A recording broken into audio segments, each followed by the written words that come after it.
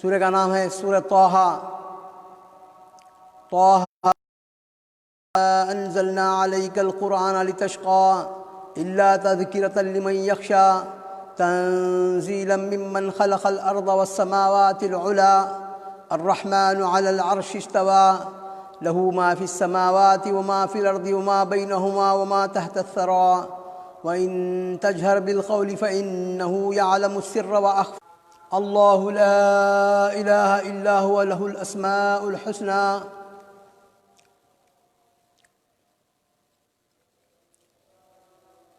اس کا مطلب یہ ہے کہ ہم نے قرآن کو اس لیے نہیں اتارا کہ تو ان کے کفر پر فرط تعصف اور ان کے عدم ایمان پر حسرت سے اپنے آپ کو مشقت میں ڈال لے اور غم میں پڑ جائے، جیسا کہ اس آیت میں ارشاد ہے فَلَعَلَّكَ بَاخِعٌ نَفْسَكَ عَلَىٰ آثَارِهِمْ إِن لَّمْ يُؤْمِنُوا بِهَٰذَا الْحَدِيثِ أَسَفًا۔ پس اگر یہ لوگ اس بات قرآن پر ایمان نہ لائیں تو کیا تو ان کے پیچھے اسی رنج میں اپنی جان ہلاک کر ڈالے گا؟ بلکہ ہم نے قرآن کو نصیحت اور یاد دہانی کے لیے اتارا ہے تاکہ ہر انسان کے تحت شعور میں ہماری توحید کا جو جذبہ چھپا ہوا ہے واضح اور نمایاں ہو جائے۔ گویا یہاں شقا، انا اور تعب کے معنی میں ہے، یعنی تکلیف اور تھکاوٹ۔ ہم نے تکلیف اور تھکاوٹ کے لیے اور پریشانی کے لیے ہم نے قرآن کو نازل نہیں کیا، الا تذکرۃ لمن یخشی، الا کہ لوگوں کو معلوم ہو جائے، ڈرنے والوں کو، اللہ تعالیٰ سے ڈرنے والوں کو، ان کے لیے تذکرہ ہے یہ قرآن، ان کو بار بار یاد دہانی ہے۔ تنزیلا ممن خلق الارض والسماوات العلی، بلکہ اس کی نصیحت کے لیے جو اللہ سے ڈرتا ہے، اس کا اتارنا اس کی طرف سے ہے جس نے زمین کو اور بلند آسمانوں کو پیدا کیا، جو رحمان ہے، عرش پر قائم ہے۔ الرحمن علی العرش استوى له ما في السماوات وما في الارض وما بينهما تحت الثرى، جس کی ملکیت آسمانوں اور زمین اور دونوں کے درمیان اور نمناک زمین کے نیچے کی ہر ایک چیز ہے، بغیر کسی حد بندی اور کیفیت بیان کرنے کے، جس طرح کے اس کی شان کے لائق ہے، یعنی اللہ تعالیٰ عرش پر مستوی ہے، لیکن کس طرح اور کیسے یہ کیفیت کسی کو معلوم نہیں۔ تحت الثری کے معنی ہے زمین میں گیلی تہ، مطلب یہ ہے کہ زمین کے نیچے سے سب کے نچلے حصے میں جو کچھ ہے وہ بھی اسی کے لیے ہے۔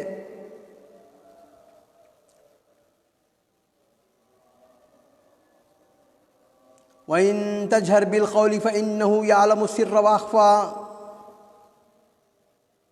اگر تو اونچی بات کہے تو وہ تو ہر ایک پوشیدہ بلکہ پوشیدہ سے پوشیدہ تر چیز کو بھی بخوبی جانتا ہے، یعنی اللہ کا ذکر، اس سے دعا اونچی آواز میں کرنے کی ضرورت نہیں، اس لیے کہ وہ تو پوشیدہ سے پوشیدہ تر بات کو بھی جانتا ہے۔ اخفا یا تو ماضی کا صیغہ ہے، اس صورت میں اس کے معنی ہیں اللہ تو ان باتوں کو بھی جانتا ہے جن کو اس نے تقدیر میں لکھ دیا اور ابھی تک لوگوں سے اس کو مخفی رکھا ہے، یعنی قیامت تک وقوع پذیر ہونے والے واقعات کا اسے علم ہے، اور یا اس میں تفضیل کا صیغہ ہے، ترجمہ اس کے مطابق کیا گیا ہے۔ اللہ لا الہ الا هو له الاسماء الحسنى، وہی اللہ ہے جس کے سوا کوئی معبود نہیں، بہترین نام اسی کے ہیں،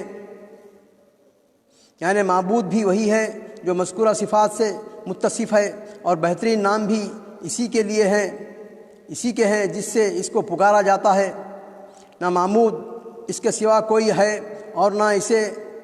اس جیسے اسماء حسنہ سے کسی کے ہیں، پس اس کی صحیح معرفت حاصل کر کے اسی سے ڈرا جائے، اسی سے محبت رکھی جائے، اسی پر ایمان لایا جائے اور اسی کی اطاعت کی جائے، تاکہ انسان جب اس کی بارگاہ میں واپس آئے تو وہاں شرمسار نہ ہو، بلکہ اس کی رحمت مغفرت سے شاد کام اور اس کی رضا سے سعادت مند ہو۔ وَهَلْ أَتَاكَ حَدِيثُ مُوسَىٰ، اور کیا تجھے موسیٰ کا قصہ بھی معلوم ہے؟ اذ رأى نارا فقال لأهلهم كثوا إني آنست نارا لعلی آتیکم منها بخبس او اجد علی النار ہدی، جبکہ اس نے آگ دیکھ کر اپنے گھر والوں سے کہا کہ تم ذرا سی دیر ٹھہر جاؤ، مجھے آگ دکھائی دی ہے، بہت ممکن ہے کہ میں اس کا کوئی انگارہ تمہارے پاس لاؤں یا آگ کے پاس سے راستے کی اطلاع پاؤں۔ یہ اس وقت کا واقعہ ہے جب موسیٰ علیہ السلام مدین سے اپنی بیوی کے ہمراہ، جو ایک قول کے مطابق شعیب علیہ السلام کی دختر نیک اختر تھیں، اپنی والدہ کی طرف واپس میں سے جا رہے تھے۔ اندھیری رات تھی اور راستہ بھی نامعلوم، اور بعض مفسرین کے بقول بیوی کی زچگی کا وقت بالکل قریب تھا اور انہیں حرارت کی ضرورت تھی یا سردی کی وجہ سے گرمی کی ضرورت محسوس ہوئی۔ اتنے میں دور سے انہیں آگ کے شعلے بلند ہوتے ہوئے نظر آئے۔ گھر والوں سے یعنی بیوی سے، یا بعض کہتے ہیں کہ خادم اور بچہ بھی تھا، اسی لیے جمع کا لفظ استعمال فرمایا۔ کہا تم یہاں ٹھہرو، شاید میں آگ کا کوئی شعلہ وہاں سے لے آؤں، یا کم از کم وہاں سے راستے کی نشاندہی ہی ہو جائے۔ فلما آتاها نودي يا موسى،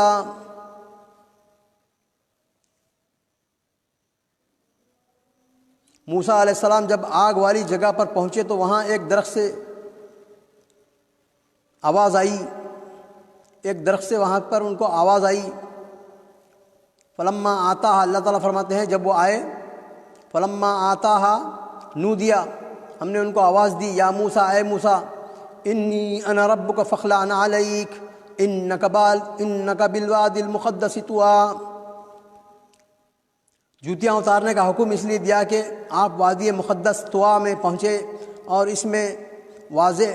واضح کا اظہار اور شرف و تکریم کا پہلو زیادہ ہے۔ تاہم اس کے دو پہلو ہیں، یہ حکم وادی کی تعظیم کے لیے تھا یا اس لیے کہ وادی کی پاکیزگی کے اثرات ننگے پیر ہونے کی صورت میں موسیٰ علیہ السلام کے اندر زیادہ جذب ہو سکیں۔ اللہ عالم۔ بعض کہتے ہیں کہ وہ ایسے گدھے کی کھال کے بنے ہوئے تھے جو غیر مطبوخ تھی، کیونکہ جانوروں کی کھال دواغت رنگنے کے بعد ہی پاک ہوتی ہے، مگر یہ قول محل نظر ہے۔ شاید اسی وجہ سے یہود جوتیوں سمیت نماز نہیں پڑھتے، لیکن ہمارے نبی صلی اللہ علیہ وسلم نے فرمایا وَخَالِفُ الْيَهُودَ فَإِنَّهُمْ لَا يُصَلُّونَ فِي نِعَالِهِمْ وَلَا فِي خِفَافِهِمْ، یہود کی مخالفت کرو، جوتوں سمیت نماز پڑھا کرو، اس لیے کہ وہ جوتوں اور موزوں میں نماز نہیں پڑھتے، لہٰذا جوتے پاک ہوں تو اس میں نماز پڑھنا مشروع ہے۔ تو یہ جو نقطہ ہے نبی صلی اللہ علیہ وسلم فرمائے ہیں کہ خالف الیہود، صرف انہی چیزوں میں نہیں، ہر وہ چیز کے اندر، ان کے پلاننگز کے اندر، ان کے لباس پہننے کے انداز میں، ان کے کھانے پینے کے انداز میں، ان کی ہر وہ چیز یہود اور نصارہ کی مخالفت کرو، بلکہ اللہ تعالیٰ نبی صلی اللہ علیہ وسلم فرمائے ہیں، اور ہم ہیں کہ بس ان کی اطاعت کرتے ہیں، جو چیز کو رائج کرتے ہیں ہم اس کے اوپر عمل کرتے ہیں، جو چیز وہ نکالتے ہیں اس کے کرنے کے لیے ہم کرتے ہیں۔ تو نبی صلی اللہ علیہ وسلم فرماتے ہیں کہ خالف الیہود والنصارہ، یہود و نصارہ کی جو ہے نا مخالفت کرو۔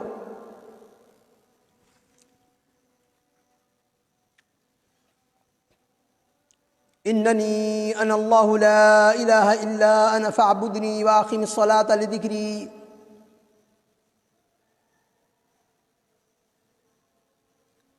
بے شک میں ہی اللہ ہوں، میرے سوا عبادت کے لائق کوئی نہیں ہے، پس تو میری ہی عبادت کر اور میری یاد کے لیے نماز قائم رکھ۔ وادی کا نام ہے طویٰ، اسے بعض قراء نے طا کے ضمے اور تنوین سے پڑھا ہے، اور بعض نے طا کے ضمے کے ساتھ بغیر تنوین کے پڑھا ہے، یعنی نبوت اور رسالت اور ہم کلامی کے لیے یہ دونوں شرف اس وقت تیرے سوا کسی کو حاصل نہیں۔ سبحان اللہ۔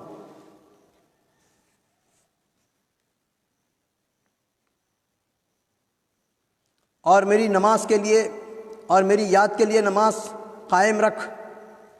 یعنی تکلیف شرعیہ میں یہ سب سے پہلا اور سب سے اہم حکم ہے، اور مسلمان اور اسی حکم کو چھوڑ دیے ہیں۔ کیا حال ہو گیا ہمارا کہ نمازوں کی پابندی نہیں، عوام الناس اکثر لوگ جو ہے نا بس اپنے اپنے کاروبار میں لگے رہتے ہیں، صبح شام اللہ تعالیٰ کی یاد کی طرف دیکھتے ہی نہیں، اسی لیے جو ہے بلایات اور جو ہے نا آفات وغیرہ نازل ہو رہے ہیں۔ میری گزارش ہے تمام لوگوں سے کہ رجوع اللہ کریں اور اپنے نیتوں میں جو ہے تجدید کریں نیتوں کی، پھر کلمہ لا الہ الا اللہ محمد رسول اللہ پڑھیں اور نمازوں کی پابندی شروع کر دیں۔ اللہ تعالیٰ فرماتے ہیں کہ ہر وہ شریعت کے اندر، چاہے وہ موسیٰ علیہ السلام کی ہو، عیسیٰ علیہ السلام کی ہو، نبی صلی اللہ علیہ وسلم کی ہو، نماز ہر جگہ آدمی کے لیے جو ہے نا لا بد فی، بغیر اس کے جو ہے نا کوئی کام نہیں۔ یعنی تکالیف الشریعہ میں یہ سب سے پہلا اور سب سے اہم حکم ہے جس کا ہر انسان مکلف ہے، اور وہ یہ کہ عبادت صرف اسی کا حق ہے۔ عبادت کے بعد نماز کا خصوصی حکم دیا ہے، حالانکہ عبادت میں نماز بھی شامل تھی، یہ اس لیے کہ اس کی اہمیت واضح ہے۔ لذکری، میرے ذکر کے لیے کا یہ مطلب ہے کہ تاکہ تو مجھے یاد کرے، اس لیے کہ یاد کرنے کا طریقہ عبادت ہے، اور عبادت میں نماز کو خصوصی اہمیت و فضیلت حاصل ہے۔ دوسرا مفہوم یہ ہے کہ جب بھی تجھے یاد آ جائے تیرے ذمے نماز ہے تو نماز پڑھ، یعنی اگر کسی وقت نماز کے بارے میں نسیان و ذہول یا نیند کا غلبہ ہو تو اس کیفیت کے نکلتے ہی، میری یاد آتے ہی نماز پڑھ لے۔ انسان بشر ہے، بعض وقت بھول چوک ہوتی ہے، اس کے لیے ہے، لیکن اب ہم ساری زندگی کو بھول میں گزار رہے ہیں۔ اللہ تعالیٰ سے جو ہے نا یاد، اللہ تعالیٰ کی لو جو ہے چھوڑ ہی دیے۔ جس طرح کہ نبی صلی اللہ علیہ وسلم نے فرمایا جو نماز سے سو جائے یا بھول جائے اس کا کفارہ یہ ہے کہ جب بھی اسے یاد آئے پڑھ لے۔ صحیح بخاری، صحیح مسلم، حدیث نمبر 315۔ اللہ تعالیٰ سے دعا ہے کہ ہم کو قرآن پڑھنے کی، سمجھنے کی، عمل کرنے کی اور صحیح بات و تبلیغ کرنے کی توفیق عطا فرما۔ وآخر دعوانا الحمدللہ رب العالمین۔